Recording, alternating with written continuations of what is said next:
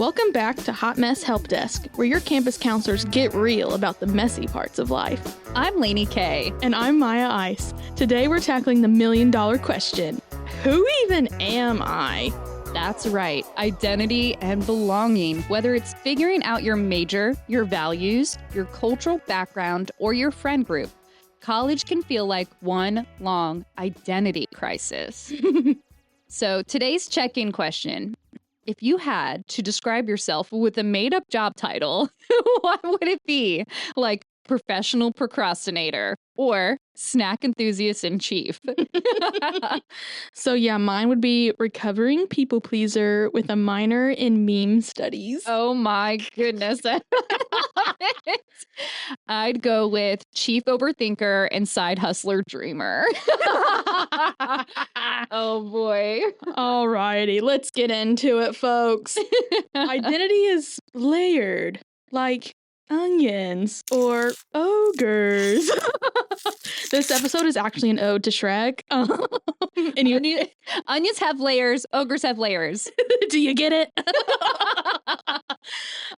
So yeah, there's who you've been told you are, who you think you're supposed to be, who you're actually becoming. So yeah, that's a lot to digest and to just swim through. Swim through. That is the motion I made trying to think of the word. It's like swimming through Jello, right? And in college, all of that can feel like it's colliding. You're meeting new people. There's a lot of diversity, thank goodness. Maybe you've moved away from home and you're questioning your old beliefs. It's a lot. So here's a little counselor tip. It's okay if your identity feels under construction. Growth means experimenting, trying things, listening to other perspectives, and sometimes realizing, nope, that's not me after all. Right. Belonging is a huge piece. Humans are wired to want connection, that social connection. It means survival, right? If you're alone in the wilderness, you're less likely to survive. If you got a big group of people, right, we're more likely to survive.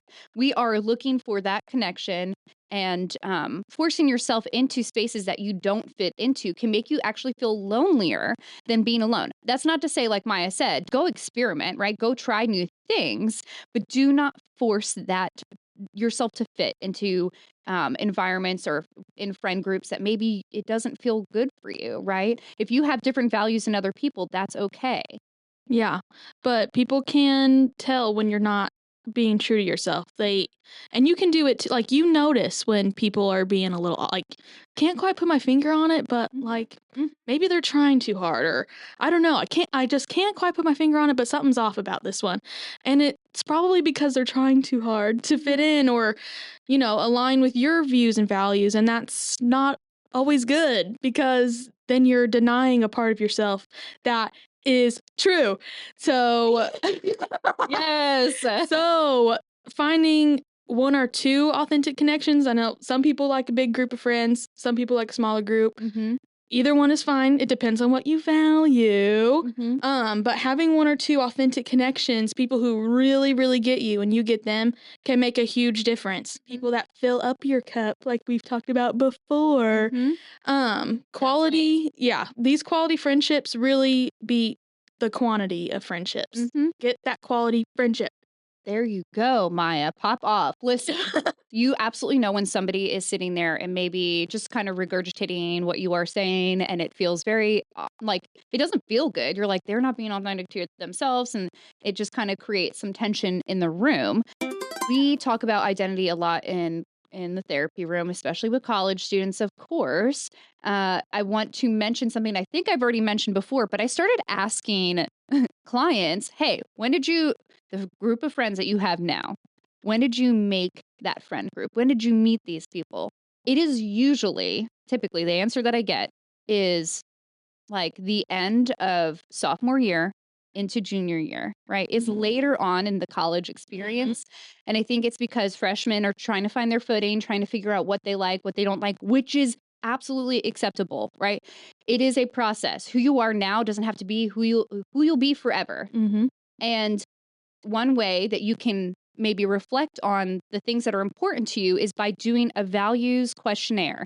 And we do this in sessions sometimes where I hand a client like 40 or 50 different values that people have. And there's more than that. Trust, there's more than that, right? But like it could be friendship, it could be community, it could be spirituality. I have clients pick 10. I'm like, read through the list, circle 10. And they're like, cool, here's my 10. And I'm like, cool, now cross out 5 and just have 5. Like, leave yourself with just 5. And then I have them typically put that in priority, like what's their top priority all the way down. And then I even do it further. I do 3 and then I do 1. The point of this is to reflect on your values, the things that are actually important to you, and then take a reflection on what you're doing your day to day. If spirituality is important to you and you're not incorporating that into your weekly life, then you probably don't feel super good, right? If community is important to you, if your family is important to you, and maybe you're only calling them once every 2 weeks, it probably doesn't feel good for you. So that is a good way to reflect on what is important to you while you're figuring out who you are as a person. And can these values change throughout your life? Mya, gosh, you're so smart. Yes, they absolutely change, right? So in college, what do you think you prioritize in college? Oh, Values. not my academics.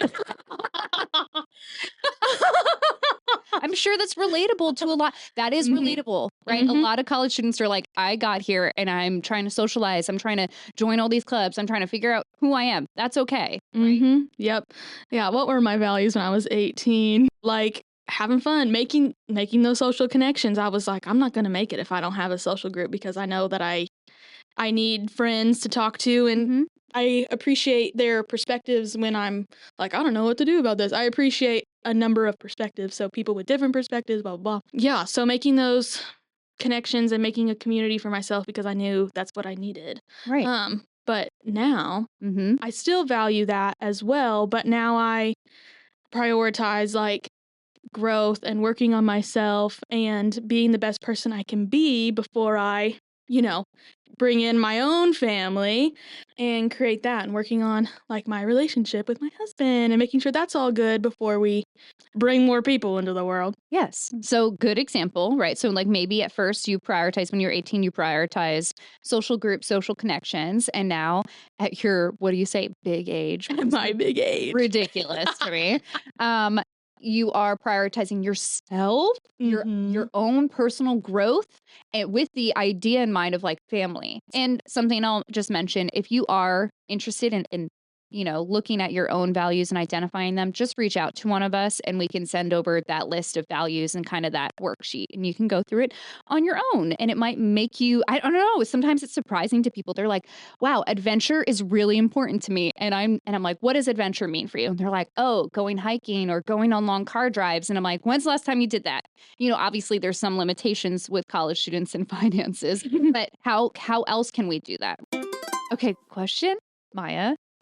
Have you ever been in class, in undergrad or your graduate, and thought, everyone else totally gets this, and I am just faking it? Like, how does everybody else get this? Oh, for sure. Absolutely. And guess what? That's imposter syndrome, making you question your abilities when you're actually doing just fine. Yep, it's that sneaky feeling that you don't belong, even when you've earned your spot. Yep, because you applied here just like everybody else. You did all the same steps. So you all did the same stuff to get here. So why did they deserve it more than you? Why do you deserve it less than them? So let's be honest. Most people feel that way at some point in college or even in adult life. Their job, and they just don't say it out loud. People don't like to admit, oh my gosh, I feel like I can't do this. That's not a fun thing to admit. So, and it's not talked about very often, but there's a lot of that. Right. Actually. Right. Yes. And I guess just like anything else, it's that like negative self-talk we have. You don't belong here. You're, worthless. Those kinds of automatic thoughts, stemming from core beliefs. We've already talked about this. Yep. So just combating that thought sometimes with evidence, like Mya just did. Did you apply for this college, this university? Yeah. Right? It's the same application process for everybody, right? Yep. They chose you. Congratulations. Yay. Right? You belong here. Your journey, your path may look a little bit different than others, and that's okay. Going back to, diversity and differences in values and who we are as people, we all are different. Thank goodness, right? Mm-hmm. Because if we were all the same and this was one big echo chamber, it would be so boring. Boring. Snooze fest. Right. I want people to challenge my beliefs. I want people to challenge what I think about the world. I might get defensive at first, right? I might get, we all do that, right? Mhm. We want to defend our beliefs and our values, but it helps us grow as a person. Mm-hmm. It increases our comfort zone, right? Our Yeah. comfort zone is very small at first. And then as we experience new things, it gets bigger and bigger and bigger and bigger. Yep. And we are well-rounded adults because Yep. of it. You So, grow through discomfort. When you're uncomfortable, that's when the growing happens. You're like, Yep. we got to make a change because something's off here. Yeah. So, because I'm uncomfortable. But that's where I just told a friend, like, grow through the discomfort. All right. Myth versus fact, people. Welcome back. Oh my gosh. Okay. By college graduation, you should have your whole identity figured out. Okay, so like we talked about, identity keeps evolving throughout your life. Your 30-year-old self might look back and laugh at your 20-year-old self. It most certainly will. I can tell you that right now. That is a fact. You will reflect on yourself at even now at your ages of 18, 19, 20. Think about when you're 15, Oof. 14, 12. do you do a little giggle? For sure. Mm-hmm. And for my Swifties out there, our Lord and Savior Taylor Swift once said, "How can you know everything at 18 and nothing at 22? Ooh, when she said that, I said, oh, clocked. She got me good on that one. All right, our second myth. Belonging means fitting in everywhere. Belonging is about being accepted as you are. That is fact, not shrinking yourself to match the room. Mm-hmm, mm-hmm. Be who you are, people. So the self-care spotlight for this week is try journaling or even some voice notes with the prompt, what parts of myself feel most true right now? No judgment, just noticing. Or if journaling isn't your thing, try making a belonging map. So that's where you draw circles for the places or people where you feel most like yourself. That's where your energy is best invested. Go where you feel most like yourself. Yes, and if you wanted to, the self-care spotlight could also be the values activity that we talked about. We'll send it your way. Okay, that's it for Who Even Am I? An Ode to Shrek. Remember, you don't need all the answers right now. Your identity is allowed to grow and shift, just like you. Next time, we'll be tackling reaching out for help, because even the most put together people, they've asked for help. This is Hot Mess Help Desk. 2 counselors, total hot messes, here to help you thrive. Before we go, a quick reminder, you don't have to handle everything on your own. If you're a student here at UE, you can connect with us at the Counseling Center. Just call 812-488-2663. Email counselingservices@evansville.edu or stop by during office hours. If you're not on our campus, check in with your school's counseling center or a local provider for support. And if you ever feel like you're in immediate danger or are having thoughts of harming yourself or others, please call Public Safety to get in contact with a UE counselor or call 911 right away. You can also dial 988, the Suicide and Crisis Lifeline. It's available 24/7 anywhere in the U.S. You're not alone, and reaching out takes courage. This podcast was produced by Student Media. Student Media is a student organization at the University of Evansville that utilizes design, photography, video, and sound towards experiential and academic learning in journalistic endeavors and storytelling. Student Media elevates the voice of the student body and connects the campus and community to important information and points of view. If you would like to donate, go to fireside.evansville.edu/donate to contribute to a program.